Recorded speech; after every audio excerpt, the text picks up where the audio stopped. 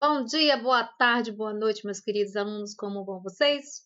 Vamos terminar aqui, hoje a aula é bem pequenininha, as vantagens da burocracia. Então, nós já falamos as características da burocracia, falamos como a burocracia surgiu, já falamos sobre Max Weber. Hoje vamos falar sobre as vantagens e sobre as disfunções da burocracia, ok? Hoje é rapidinho, vamos lá. Então, o Elber viu inúmeras razões para explicar o avanço da burocracia sobre as outras formas de associação. As vantagens da burocracia para o Elber são a racionalidade, que nós já falamos o tempo inteiro, o quanto a burocracia é racional, né? E o quanto é organizada. A racionalidade em relação ao alcance dos objetivos da organização. Segundo, a precisão da definição dos cargos, nós já falamos lá nas características, o quanto ela é bem definida, uma estrutura hierárquica bastante organizada, bastante estruturada, as tarefas e as funções são bem organizadas, são tudo por escrito, lembram? E na operação, pelo conhecimento exato dos fazeres, ou seja, cada cargo sabe exatamente, tem o conhecimento exato de qual é o seu dever, de qual era o seu papel, tá? Se é um coordenador, ele vai receber um papelzinho, quais são as funções, quais são as tarefas que ele deve executar, qual é a responsabilidade, enfim, tudinho certinho, direitinho. Pelo menos é para receber, né? Terceiro, rapidez nas decisões, pois cada um conhece o que deve ser feito, pelo menos é para conhecer, cada um conhece o que deve ser feito. Vamos pensar em um banco, por exemplo, e por quem, né? E por quem as ordens e papéis tramitam através de canais pré-estabelecidos, ou seja, a rapidez nas decisões é porque já se sabe qual é a norma, já se sabe qual é a regra, já se sabe qual é o procedimento. Então é só encaminhar. Já se sabe qual é o limite e o poder de cada função, de cada cargo. Então a coisa tinha que andar, tinha que ser mais rápida, né? Pelo menos era essa a ideia de Max Weber. Outra vantagem seria a univocidade de interpretação, ou seja, todo mundo interpretar o procedimento e a tarefa de forma igual. Então, garantida pela regulamentação específica escrita, mas nem sempre as pessoas têm acesso. Eu falo e depois eu desfalo porque é a realidade, né? Então, porém, a informação é discreta, pois é fornecida apenas para quem deve recebê-la, ou seja, a univocidade de interpretação é que todas as pessoas que entrarem naquele cargo vão saber o que devem fazer. Por quê? Porque está ali por escrito. E não sair falando todo mundo o que tem que fazer. Não, somente quem é daquela função, daquele cargo, é que vai saber. Então, pode mudar 300 vezes de vezes a pessoa do cargo, mas sempre vai ter que ter a mesma interpretação, porque está ali a regulamentação, a norma por escrito. Infelizmente, não é assim, porque as pessoas não sabem interpretar todo mundo igual, né? Quinto, a uniformidade de rotinas e procedimentos que favorece a padronização. Então, a rotina e os procedimentos são o quê? Padronizados. Então, era para acontecer o quê? Redução de custos e de erros, pois as rotinas são definidas por escrito. Vê que ele bate bem na tecla de que tudo tem que ser por escrito. A comunicação tem que ser escrita, as tarefas têm que ser escritas, os cargos têm que ser por escrito. Por quê? Para não haver o quê? Desinformação, não haver contradição, entendeu? Então, a outra vantagem é a continuidade da organização, que é justamente aquilo que eu falei, através da substituição do pessoal que é afastado. Além disso, os critérios de seleção e de escolha do pessoal baseia-se em quê? Na meritocracia, na especialização, na competência técnica, na capacidade técnica, né? Então, não é por algo pessoal. E juntando a continuidade com a universidade, então não teria problema de ficar mudando de pessoas, porque teria a continuidade. Redução de atrito entre as pessoas, pois cada funcionário conhece o que é exigido dele e quais os limites entre as suas responsabilidades e as dos outros. Ai, ai. Então, era para ser assim, né, na verdade, há empresas que é assim: "Não, o meu poder é até aqui, daqui em diante você tem que ir para tal lugar".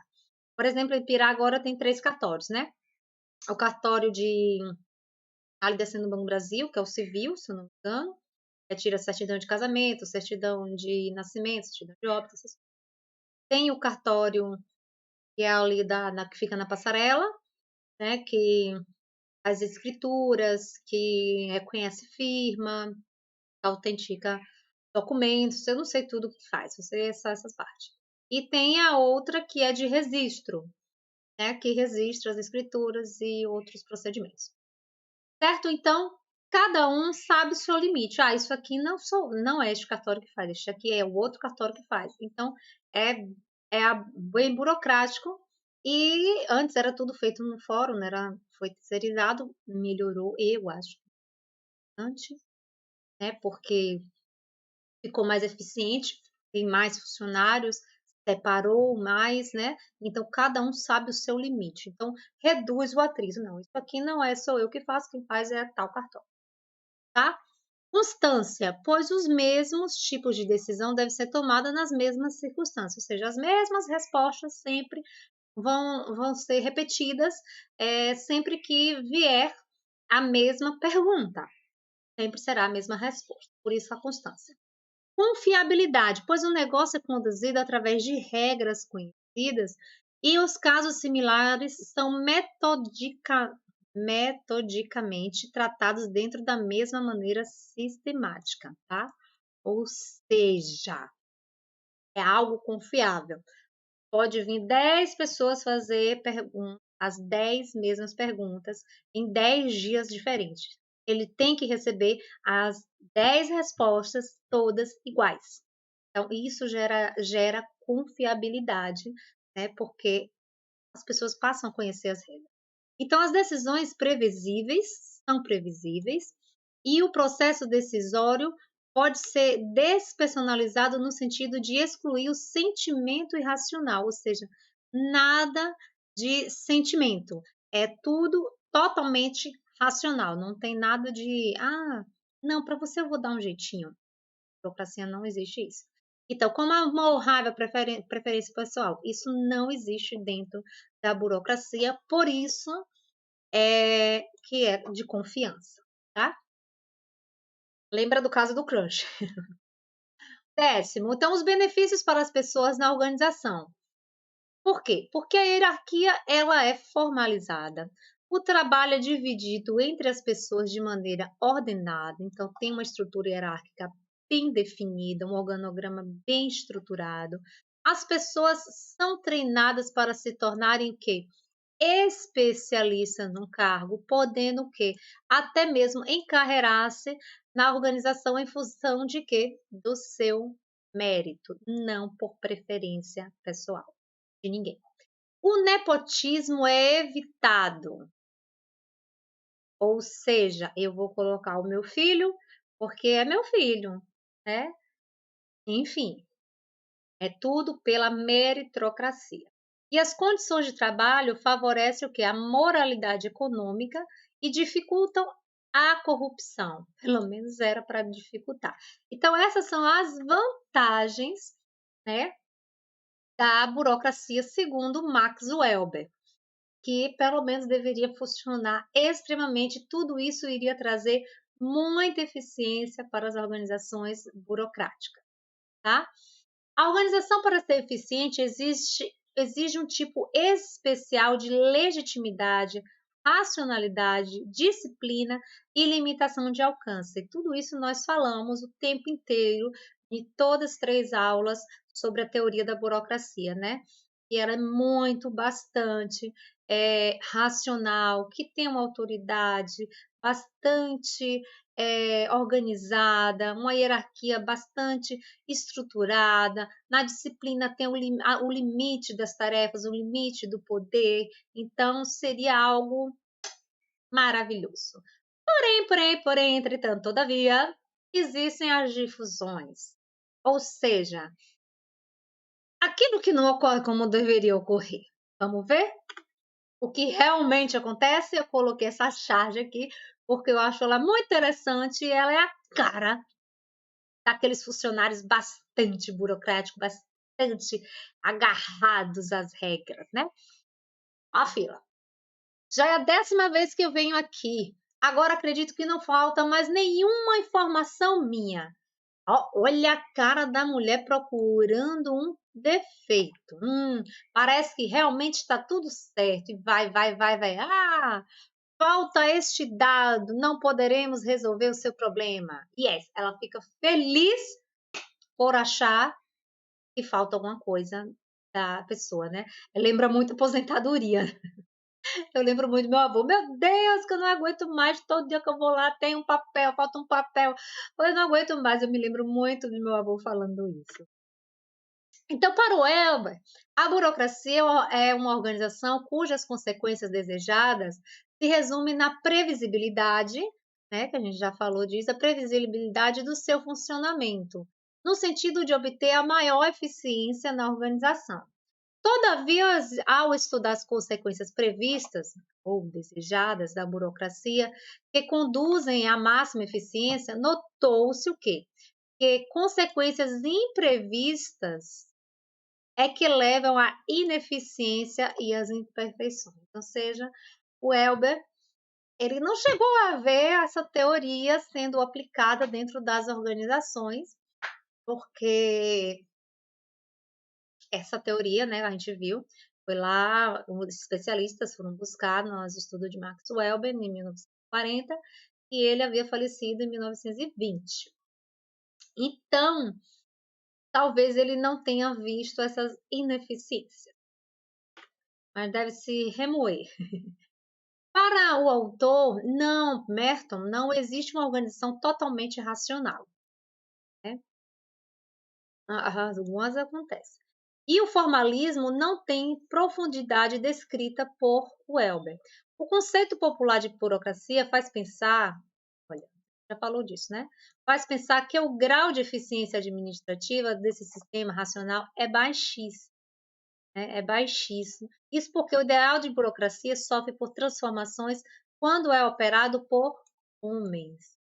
Porque uma das coisas que mais tira eficiência é a falta de impessoalidade e de meritocracia. Isso não é verdade.